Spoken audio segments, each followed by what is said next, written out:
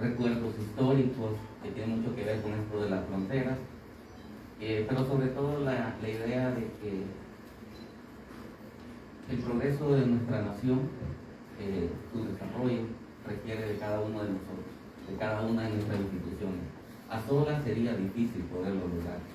Y eso, por eso acepté la invitación que me hiciera nuestro compañero y amigo Soriano, el doctor, para que viniéramos a conversar. Pensé que era una conversación más pequeña. Les agradezco todo esto que hicieron, ¿verdad?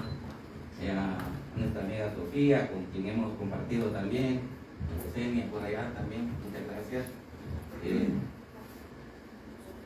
En la presentación me decía que yo dirijo la maestría en historia, lo hice, pero ahora está en muy buenas manos, ¿verdad? Que es nuestra compañera, ¿verdad?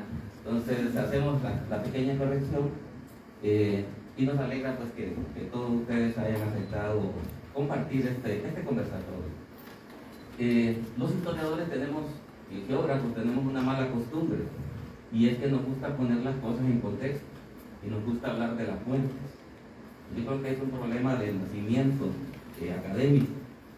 Y entonces, antes de hablar de las fronteras marítimas, me veo obligado a entrar a estas otras tareas que son prácticamente el concepto nacional.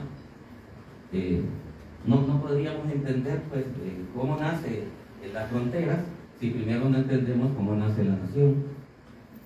Y terminamos diciendo, en este caso, que era el tema del bicentenario, que supuestamente era el año pasado, pero que son el año pasado y el siguiente, porque el 1821 era el del 15 de septiembre.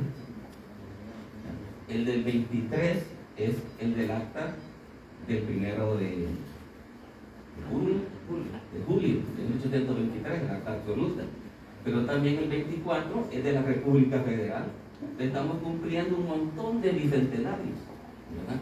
Y en ese espacio entonces nacen estas preocupaciones que en aquel momento incluso estaba teñida por el tema de las sedes, que tenía que ver también con el territorio. Entonces, en este contexto es esta conversación con ustedes.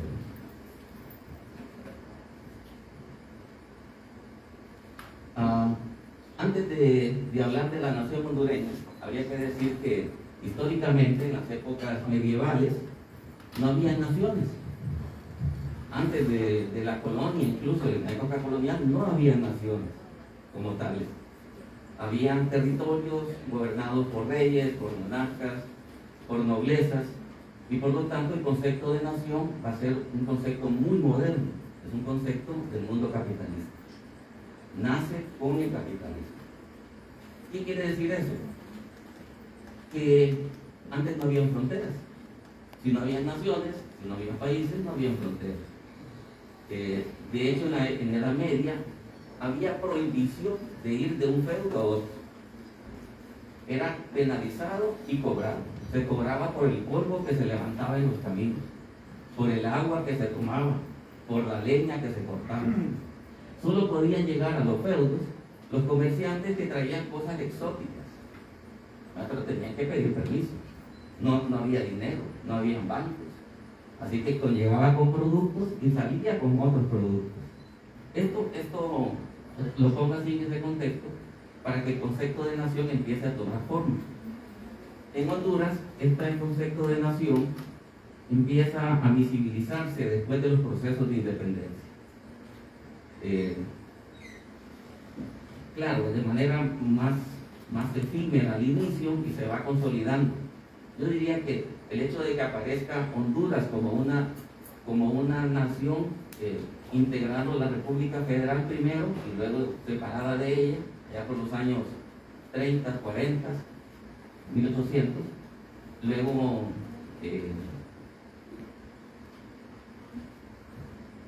¿cómo se llama este señor? En 1860, José Santos Guardiola, va a tener un papel muy relevante, porque es el que va a recuperar la Mosquita y las Islas de la Bahía para Honduras.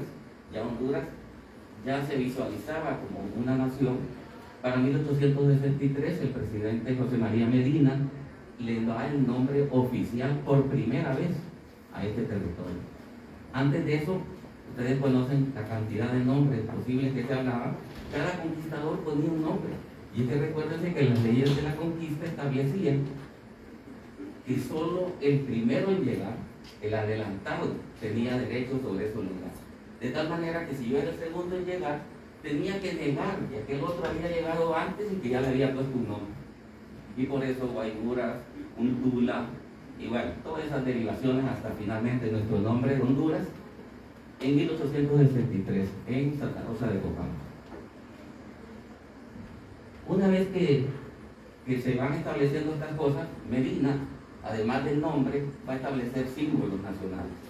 Nuestra bandera, nuestro escudo se empiezan a conformar con algunas variaciones en el tiempo, pero ya empezamos a hablar de símbolos que representan una nación. Nuestros símbolos, la bandera, por ejemplo, representa el territorio, dos océanos, uno en el norte y uno en el sur, las franjas azules, ¿verdad? Esta es nuestra bandera con ese color azul turquesa. Las estrellas representaban las antiguas repúblicas federativas. El escudo nacional representa los bosques, ahí está el territorio boscoso, ahí están las minas, las bocaminas, en su parte baja. Por cierto, esa bocamina hoy se puede visitar. Está en Ojojona, se llama Guazucarán. Esa es la mina más antigua, casi colonial prácticamente, que hubo en Honduras, tan importante, y apareció en el escudo. ¿Y por qué? Porque quien dibujó el escudo era precisamente de ese lugar, de Guazucarán, ahí en Ojojona. En el escudo están las frutas, los cuernos de la abundancia, ahí está el banano, si ustedes lo observan, ahí hay banano, hay minería, hay bosques, están los océanos, está la pirámide central, que con los 3 derechos humanos, están los mares, están los volcanes, que nosotros decimos que en Honduras no hay, pero estamos trabajando en eso. Hay cientos de volcanes en este país, estamos haciendo los mapas, y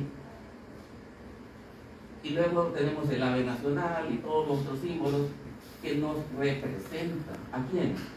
A los habitantes de Honduras, con sus héroes también, al territorio hondureño y al Estado hondureño. Esto le va a tocar la tarea a los reformadores liberales, ya por los 1880, de ahondar este proyecto de nación hondureña.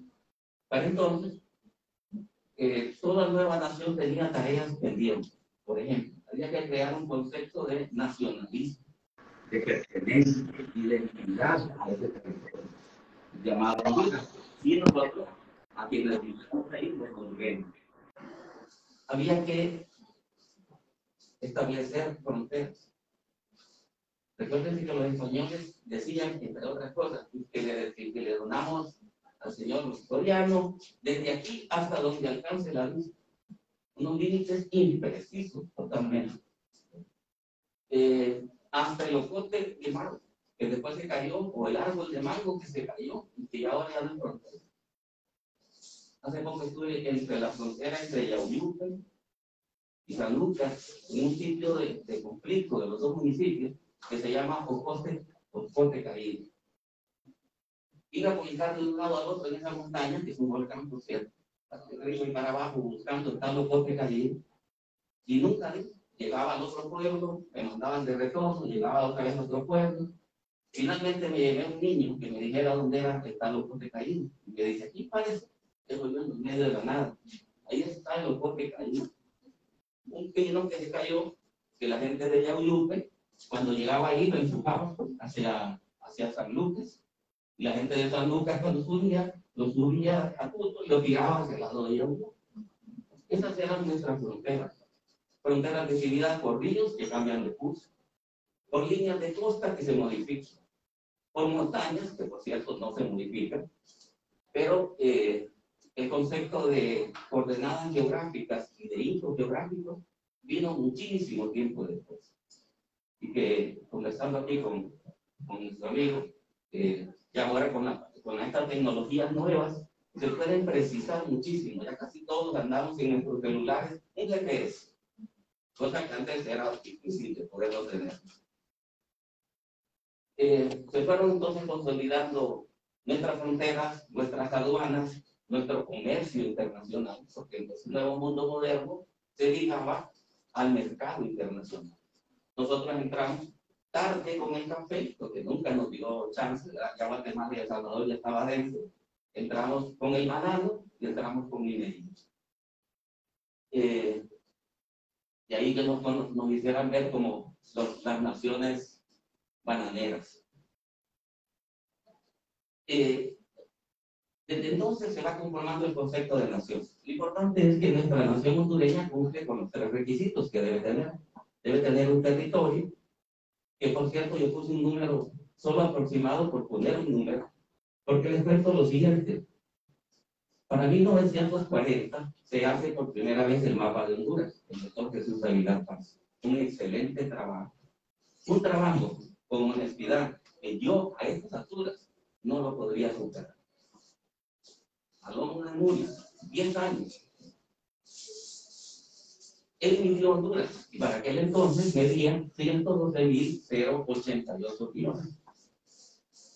20 a 30 años después, 1940, sí, más o menos.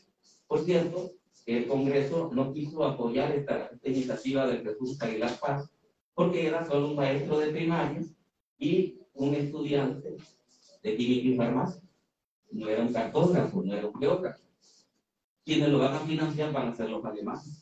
Estaban en Honduras para hacer el mapa de Honduras. Una tarea de toda la nación. Él mide entonces 112.088 kilómetros cuadrados. 30 años después, 1969, la guerra con El Salvador. Y de la guerra quedan en conflicto aproximadamente 7 territorios, los llamados bolsones. Unos en tierra y otros en mar. En el caso del Golfo de Fonseca, 6 islas, que las perdimos, por cierto.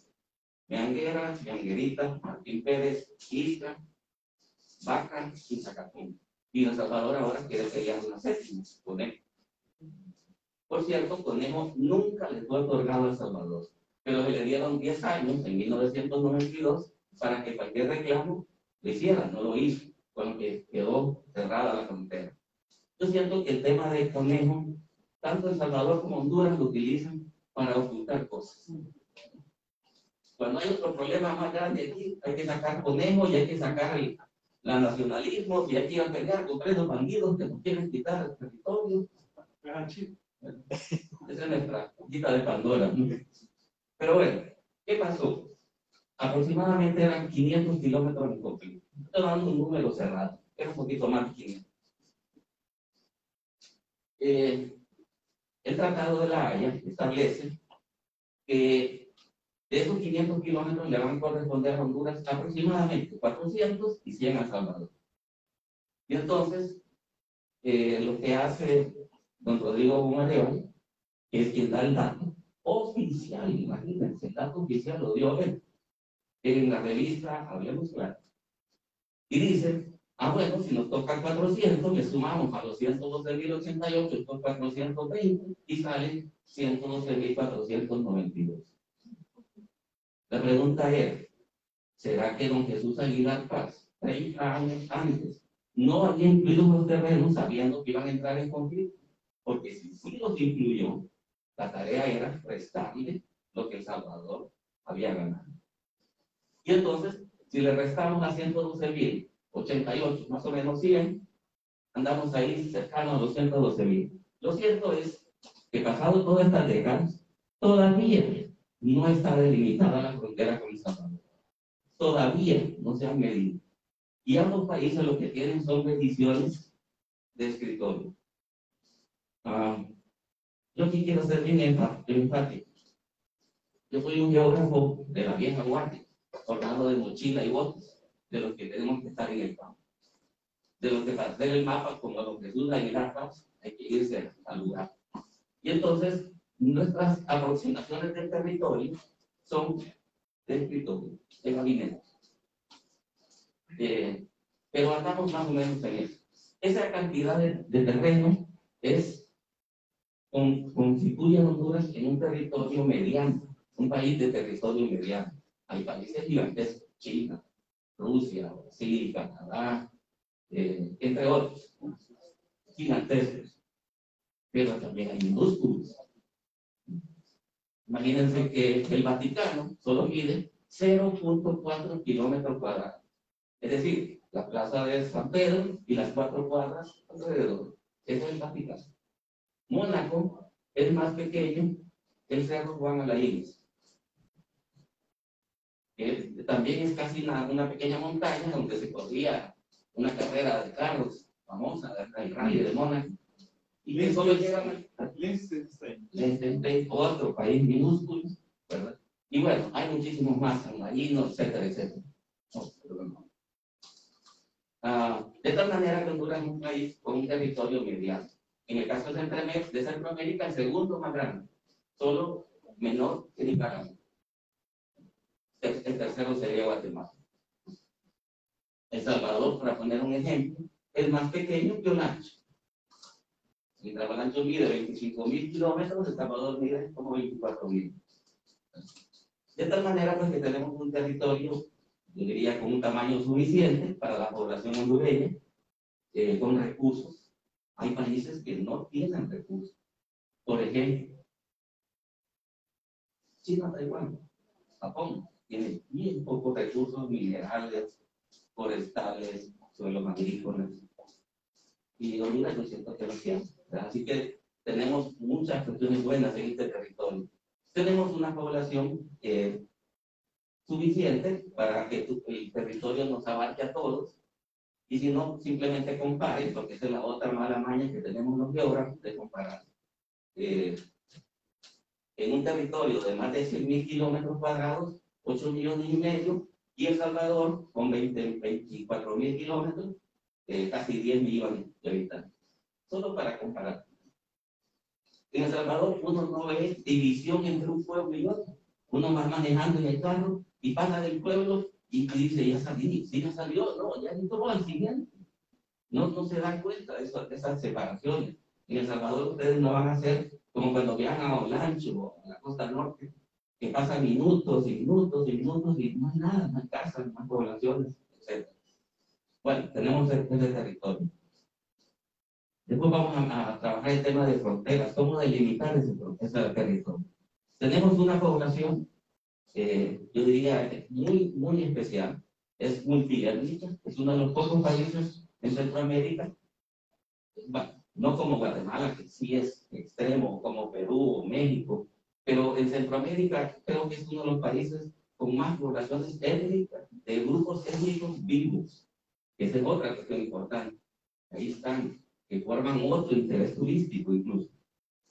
Por lo tanto, tenemos una población multicultural, comemos cosas distintas en distintos lugares, bailamos de manera diferente, nos vestimos de manera diferente, hablamos de manera diferente. Y plurilingüística, cada cultura, cada grupo étnico con su propia lengua. Entonces tenemos unos recursos humanos valiosos, diferentes, diversos, que hacen una nación hondureña pues rica en cultura. Y tenemos el Estado, que forman los tres elementos de la nación, que es republicano, en el sentido de la diferencia de los estados federales.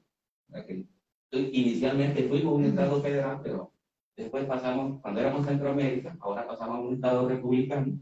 Es democrático en el sentido que hay elecciones cada 4 años. Y lo otro, lo último, que casi nunca se dice, es representativo. ¿Qué quiere decir?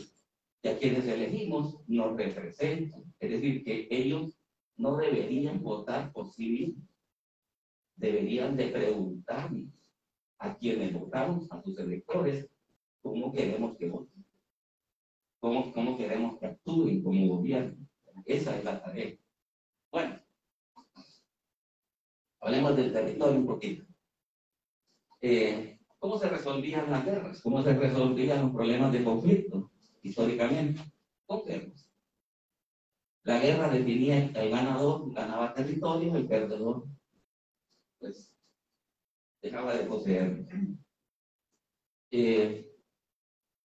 Para 1800, la primera forma en que Honduras empieza a tratar el tema de fronteras, bueno, porque hay que decir que Honduras tenemos fronteras territoriales con 3 vecinos. Hemos tenido problemas con los 3, hemos tenido guerras con los 3, y como digo yo, vamos invictos, no hemos ganado ni uno. Porque perdimos territorio en las tres. ¿Cómo es que ganamos las tres y perdimos territorio? No tiene sentido, no tiene lógica. Con Nicaragua fue la primera. En aquel entonces, como no había formas de decidir, lo definía el rey de la antigua metrópoli colonial. En este caso, el rey Alfonso XIII fue quien definió la frontera de Honduras con Nicaragua desde el Golfo de Fonseca.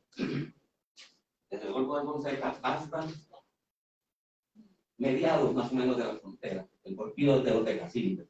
Y un segundo momento, desde ese porfío que queda ahí por Tropis, aproximadamente, hasta la desembocadura del río Segovia. Por cierto, no dijo de la desembocadura hacia dónde.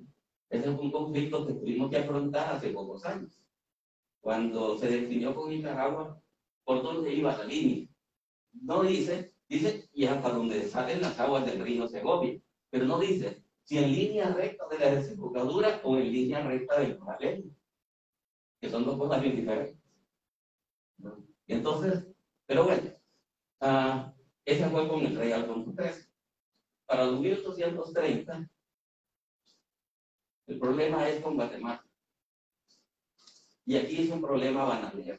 Es una compañía bananera en Guatemala, ahí está todavía, es donde está Quiriguá, la ciudad de Quiriguá, Maya. Y la compañía bananera que estaba en Honduras, en el lado de Omoa, que era la de Sémura, la de Samuel Sémura. Se pelean las dos, se da una guerra, y ellos se quedan con el territorio del río Motagua hacia aquella zona. En este caso, quien define es un laudo arbitral de Washington. La guerra con El Salvador, quien la define, va a ser primero un laudo arbitral del himno a Perú. Pero como para entonces ya las Naciones Unidas han establecido la Corte Internacional de Justicia de La Haya, le va a tocar a él finalmente decidir en 1992. Perdón, 1982. Y en el 92 se reconfirma. De tal manera que hemos tenido todos los formatos de establecimiento de fronteras. A estas alturas, solo Honduras con Nicaragua tenían definido fronteras marítimas.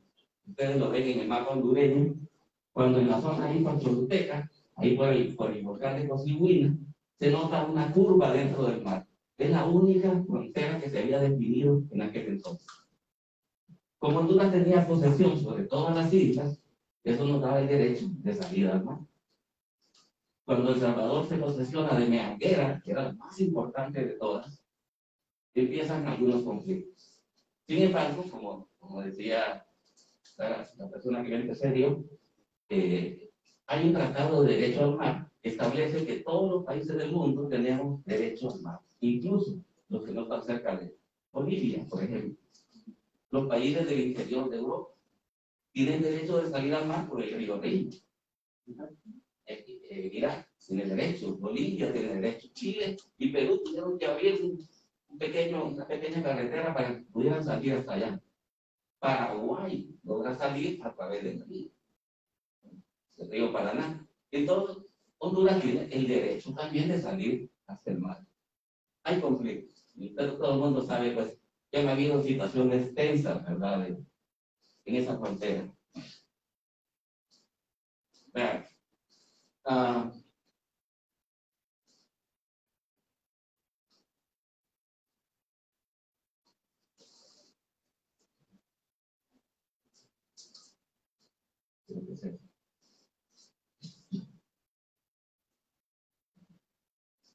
Gracias.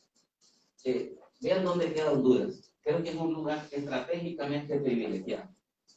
No es casual que todos los que quieran ir del sur al norte tengan que pasar por aquí. El paso de Honduras es realmente obligatorio de manera terrestre, de manera marítima y de manera aérea. De tal manera pues, que ese territorio representado por nuestra bandera nos dice de estas fronteras. El límite que establecíamos era más o menos aquí, y que abarca la península de Cosiguina, que es un volcán. que por cierto en la historia hondureña en 1835 hizo erupción, y que el padre Reyes le llamaba el año del polvo. Por eso es que muchos de nuestros abuelos nos dicen que este es más viejo que el año del polvo, 1835.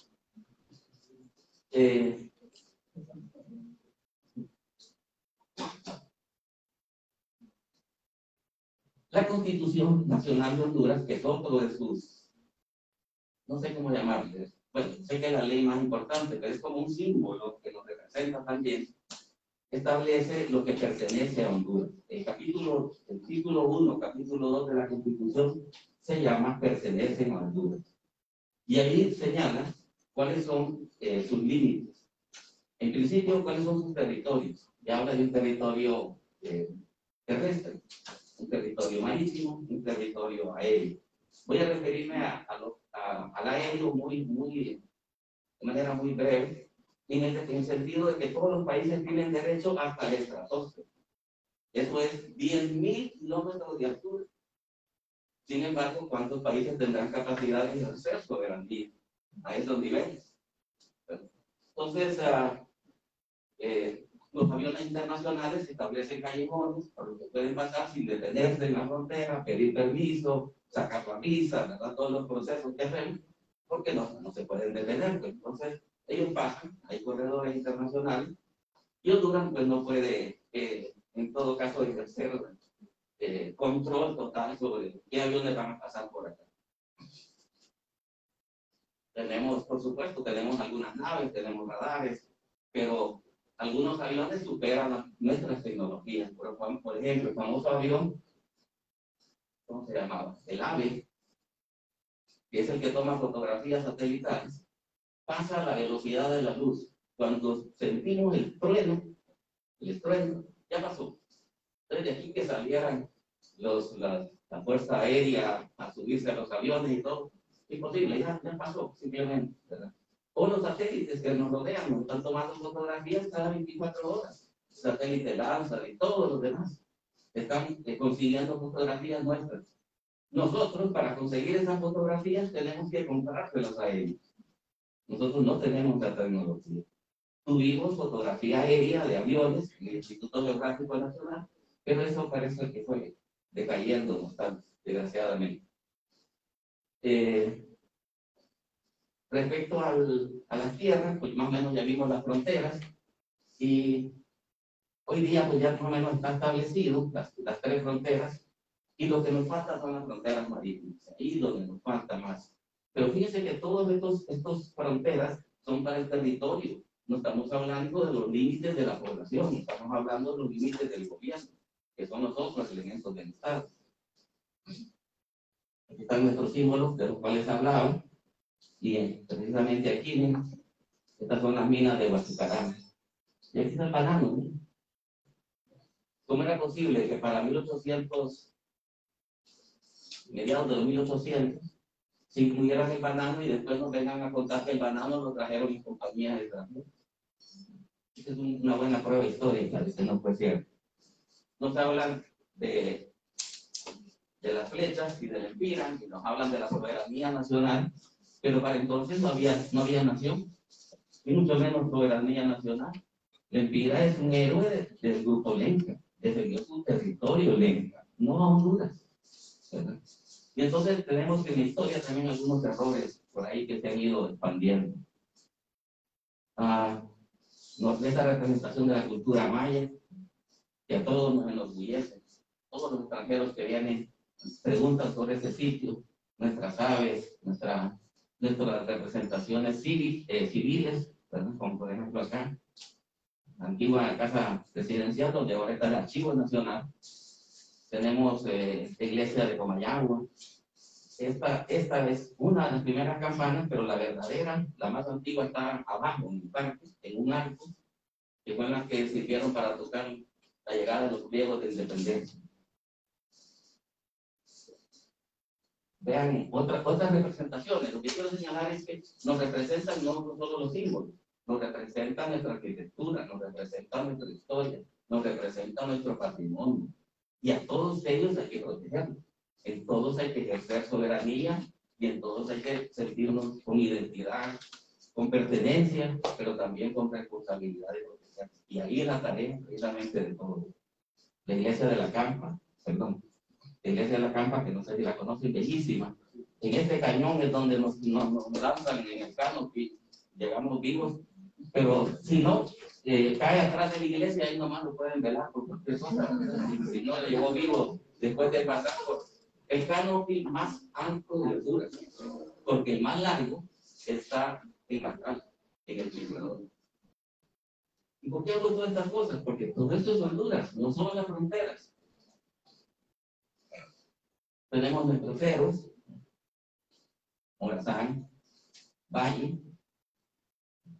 Este es el acta precisamente del 15 de septiembre del 21. Y si ustedes buscan, no está la firma de Valle en el acta. Entonces hay que conocer también estas fuentes.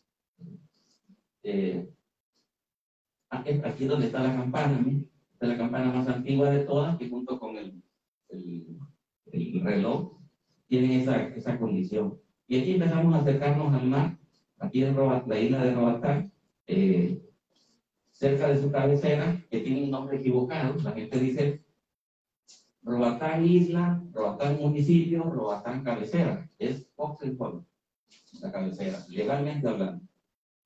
Es como en la Mosquitia, nos dice en Puerto Lempira, pero la cabecera es Coahuila, hasta hace 7 años.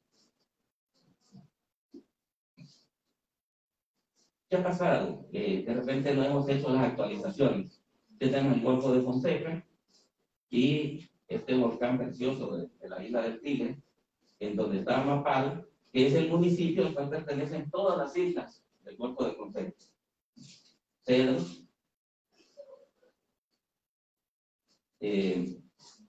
la Rosario Mining Company, la primera embajada de Estados Unidos, la Cetilla, la Fortuna, Winoque, todos lugares bellísimos.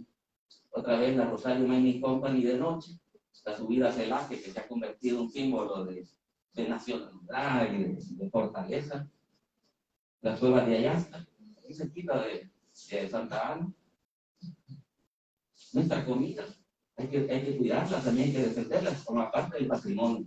El pescado del lago, el refresco de Copandray, las tajaditas, qué sé yo, nuestro café tan bueno, creo que ahorita, el día de ayer, ganó el mejor precio en todo el mercado internacional que ha habido. $124. Muchas gracias. Vean nuestra historia. San Juancito fue el primer lugar de Honduras que tuvo el eléctrico, antes que Teutiano. Aquí estuvo la famosa Casa Cirque, que vendía pianos o violines en Stradivarius, traídos desde Europa, en San Juancito. Ahí está la casa. Ahora es una pulpería que vende banano por lempira, por poquito, así, con sueltos. Ahí está la Casa Cirque, una cosa fabulosa que se está destruyendo. Eso también lo estamos perdiendo. Aquí debería llegar también la soberanía, la protección del territorio hondureño. Panacán, y lo que ven aquí al fondo es el lago de Yohoa, esta es la isla de Venado, en el lago de Yohoa. Poza Azul, esta es parte del nacimiento del río Lindo, nada más que aquí se llama Río Frío, en esta zona. Este es en el Golfo de Fonseca, y esta es una de las islas que pasamos sin darnos cuenta, la isla de Huehuense. La gente piensa que llega a tierra firme cuando llega a Coyolito, pero ya pasó 2 islas para llegar a Coyolito. Zacate Grande, que es donde está Coyolito, que llega por un puente, y de ese puente, la isla de Huehuense, que también pasa por ella y termina en otro puente donde venden mariscos y están las salineras. Creo que le llaman Paso Real. Hasta entonces, ahí hemos pasado 2 islas. Trujillo, otra vez San Juancito. Este es un error, por cierto. Este es Tikal. Quería poner Copán, pero en todo caso, aprovechando, Tikal es bella por su altura, pero nunca con la belleza de Copán. Tikal dice en la Nueva York del mundo maya, por la altura. Copán es la París, Portugal. Estos también son hondureños, son un sorpresa. Chomtí significa en lenguas antiguas los milperos, quienes cultivaban para los mayas. Ellos no vivían ahí en las ruinas mayas, ellos eran los que cultivaban sus alimentos y todavía están. Un pueblo tan fuerte que desde aquel entonces sobrevivió a los mayas y ha llegado a ser presente. Son los niñitos que salen a vendernos esas cositas de tusa, esas muñequitas que nos cantan el himno Chortí. Y esta es la entrada del famoso Museo de las Esculturas, y lo que vemos al fondo es Rosalía. Pero bueno, entrémosle al tema de la Constitución, un poquito para ver hasta dónde. La Constitución establece cuáles son los territorios hondureños, cuáles son las fronteras, cuáles son los límites aéreos y los límites marítimos. Y yo quisiera concentrarme un poquito ahí, que fue para darle el propósito de la exposición. En Honduras, en la Constitución, se establece que hay 3 límites marítimos. El primero son a partir de la línea de costa. A propósito, línea de costa es el punto de contacto del mar con la tierra. Pero esta línea de costa cambia de marea a marea. De tal manera que en marea baja, la línea de costa es más grande, el territorio hondureño es más grande, y en marea alta, el territorio hondureño es más pequeño. ¿Con cuál de los dos nos quedamos? Bueno, nosotros nos convendría que fuera en marea baja. Pero eso internacionalmente está resuelto. Es el punto medio entre la marea alta y la marea baja, de tal manera de hacer un solo mapa. Mapas tiene que construir, mapa de mareas, cartas batigráficas simétricas, es decir, de profundidad, hay que construir, hay que hacer estudio de mareas, estudio de islas, hay que trabajar mucho en eso. Establece los primeros 12 kilómetros de la línea de costa, se llama mar territorial. Ese mar territorial, alguna gente lo confunde con lo que le llaman plataforma continental. Pero la plataforma continental tiene como referencia que no exceda de 20 metros de profundidad, o de 12, no estoy seguro, ya me confundí. Imagínense que fuera 20 metros, que no exceda de 20 metros es plataforma continental. Pero la otra habla de 12 kilómetros.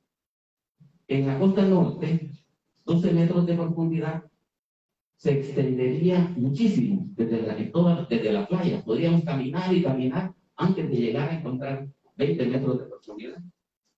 En la costa sur encontraríamos esos 20 metros a pocos pasos una vez que entremos al agua.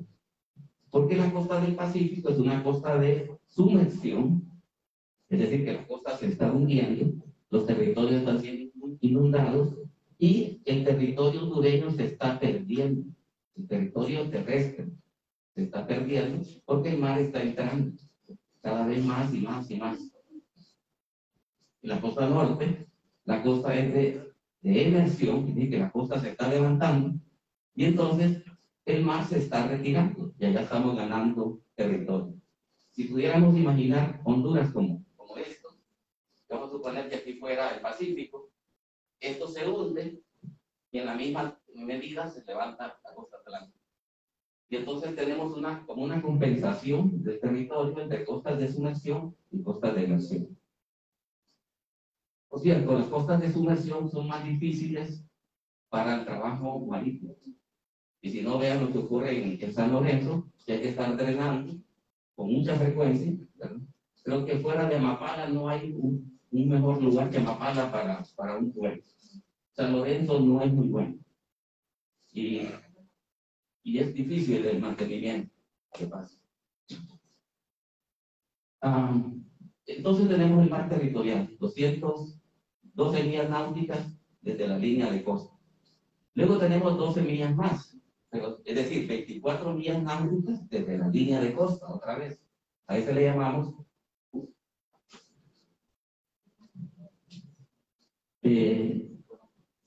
zona económicamente exclusiva o mar contiguo al mar territorial. En esa, la tarea es que hasta ahí deberíamos de tener control de que no se llegue a pescar de otras nacionalidades. Hasta ahí deberíamos tener control de qué embarcaciones puedan entrar. Pero Honduras es signataria, como bien explicó la señora Laura, en el sentido de que es signataria del derecho al mar, que es una ley de Naciones Unidas. Y Honduras firmó como Estado que se comprometía a esa defensa de esos derechos del mar hasta 200 millas náuticas. Bueno, les cuento algo. Estaba viendo aquel mapa que está fabuloso, por cierto. Y no se puede, con suerte, aquí en el Golfo de Fonseca se podría trazar 12 millas náuticas, con suerte. Pero 24 sería difícil. 200, imposible. Creo que no hay 200 millas náuticas en el Golfo de Fonseca, para ningún país. Y entonces, la ley establece que cuando ocurre eso, hay que hacer un tratado entre vecinos. No se valen pactos bilaterales, porque en ese caso son 3 países. Entonces, pero Honduras ya lo hizo con Nicaragua, bilateralmente. Lo hizo con Nicaragua en el Atlántico, bilateralmente. Lo hizo con Colombia en el Atlántico, bilateralmente. Lo estaba haciendo con Cuba, pero al final creo que no resultó. Porque en el Atlántico sí podemos trazar las 12 millas náuticas, sin ningún problema. Sí podemos trazar 24 millas náuticas, pero no 200. ¿Alguien tiene idea cuántos países tienen fronteras marítimas con Honduras? Colombia. Acá está Colombia. No, Colombia está bien cerquita de nosotros, porque Honduras le regaló 2 grados de longitud a Colombia. Antes los límites eran en el paralelo, perdón, en el meridiano 78 oeste, Cayos Bajos o Nuevos. Ahora es en el 80. Le regalamos 2 grados de longitud. Equivale aproximadamente 300 kilómetros. La zona petrolera y la zona pesquera más importante del mundo. Y cuando el Estado lo regaló, dijo que eran 3 piedras y medio del mar, que no servían para. Ojo con eso. Para que Honduras pueda hacer eso, la Constitución establece que el territorio hondureño es irreductible y que cualquiera que atente contra eso se convierte en un delito de lesa patria o de traición a la patria. Y ojo, no termina con el tiempo, no prescribe. Pueden pasar 30, 40, 50 años y la ley siempre va a actuar contra estas personas.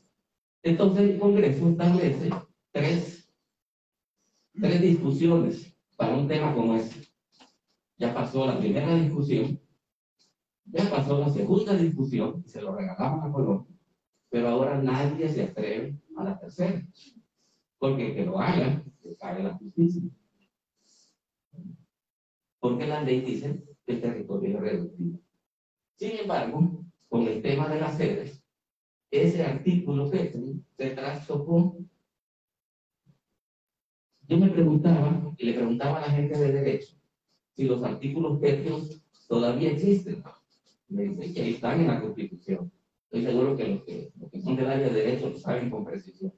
Pero hubo permiso de parte de la Corte para que esos artículos se congelaran de alguna forma, ¿verdad? Estuvieran ahí sin que entrara el gran problema. De tal forma que los artículos pétreos están como suspendidos en este momento.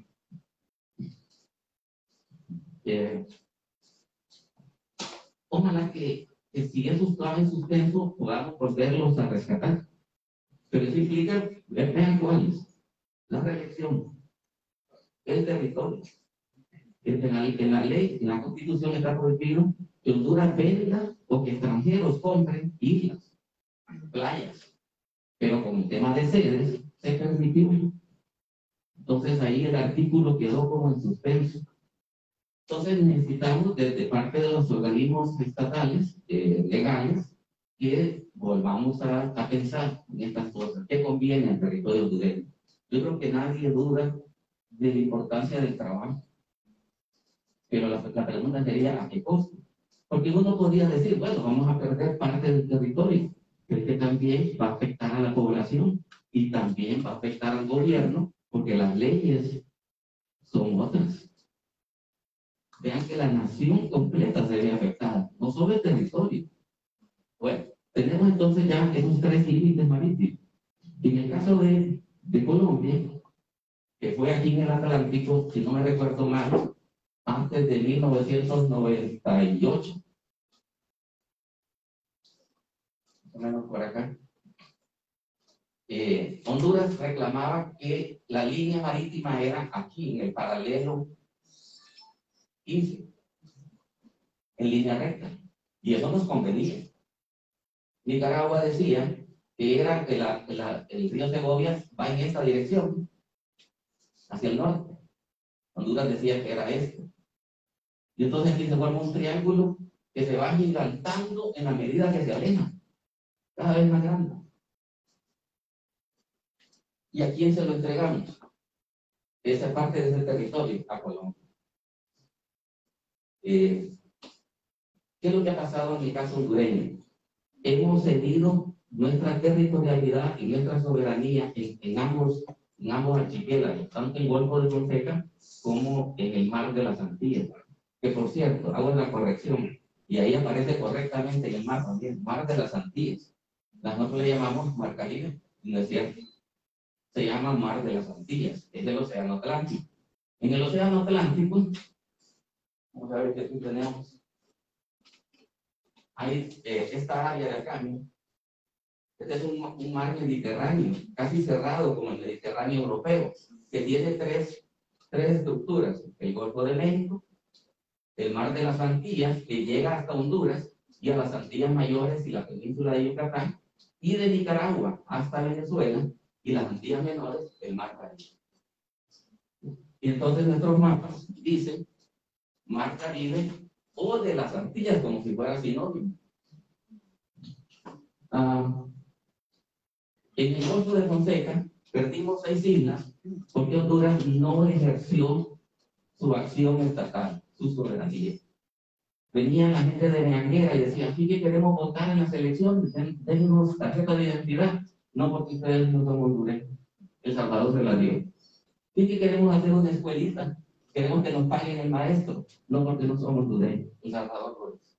Y les puso escuela y les puso agua. Y entonces perdimos derechos sobre esas islas. Es más, algunos organismos dentro del Estado hondureño, cuando hacíamos el mapa del Golfo de Fonseca, pintábamos esas 6 islas en el mismo color que El Salvador. Vean los errores. En la costa atlántica tenemos problemas, por ejemplo, aquí, Cayos Zapotillos. ¿Quién los tiene? Galicia. Y se da el lujo, cada vez que viene el primer ministro de Galicia, de decir: vengo de Cayos Zapotillos de ejercer soberanía, y el Estado hondureño no dice nada. Le estamos dando lo que en derecho se llama posesión pacífica y tranquila.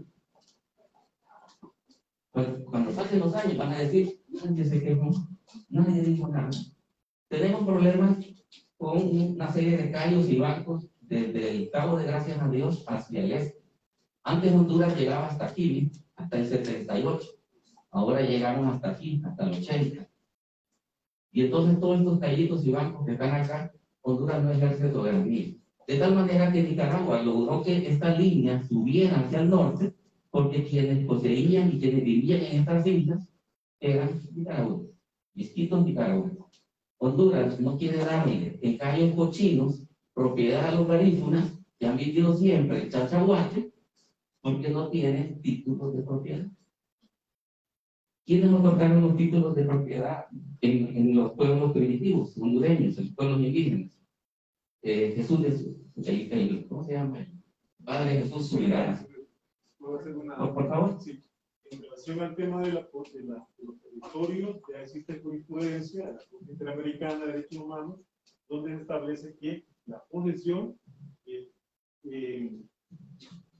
será considerada como un elemento de propiedad, aun cuando en los mismos estados hayan otorgado títulos en dominio pleno, sean estos de la época de los reyes católicos, como se han dado títulos en Honduras, y eso está en el Archivo Nacional, luego títulos coloniales, presidenciales.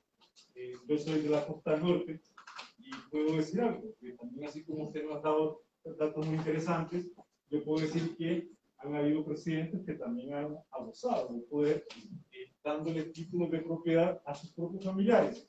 Fíjense que en el caso de San Pedro Sula, la costa norte, hay un título que se llama título Soto Quijada, o Quijada Soto. Es un título que está desde San Pedro Sula, abarca todo el Merendón, llega a Omoa, frontera con Guatemala, y es a favor de la familia Quijada Soto, familiares de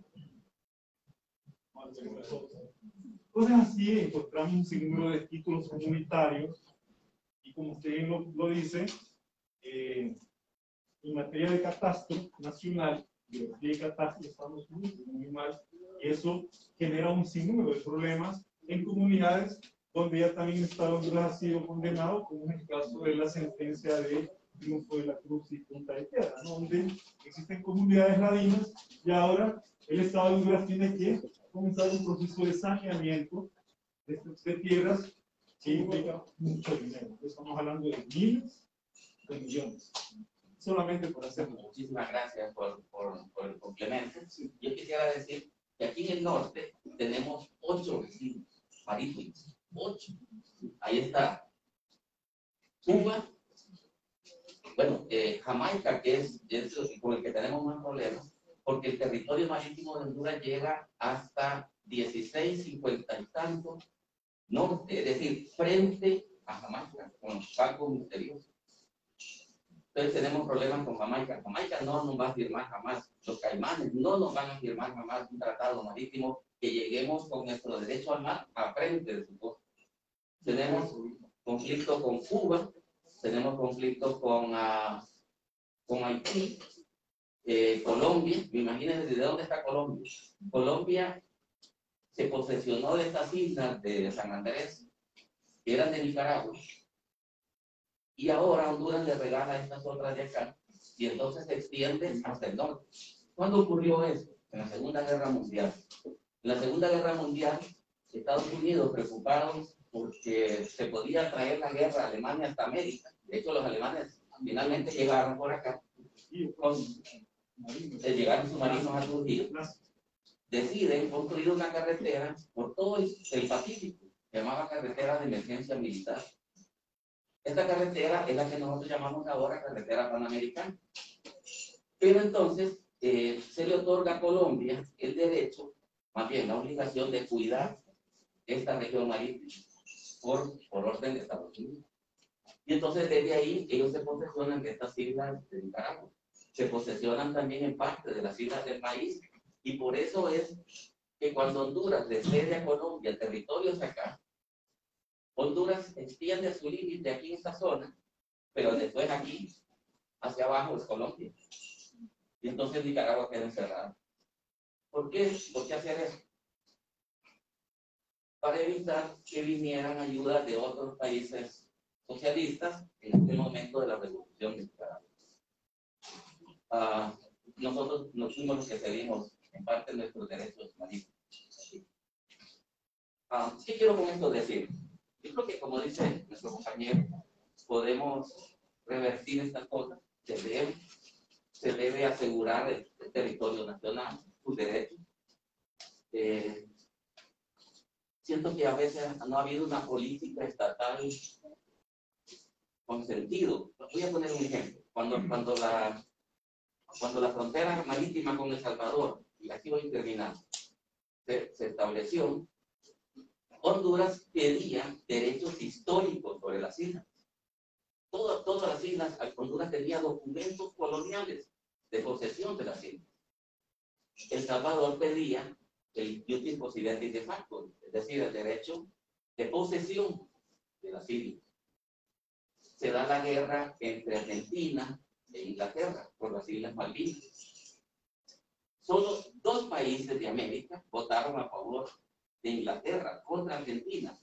Argentina pedía derechos de posesión y Inglaterra ponía derechos de posesión y Argentina derechos históricos. Solo Estados Unidos y Honduras votó a favor del derecho histórico antes de la resolución de la Haya. Vean qué error más terrible de política internacional. Y entonces, la gente que está allá en La Haya dice, si los hondureños aceptan más el derecho histórico, bueno, apliquemos el de ellos mismos en el Golfo del Consejo.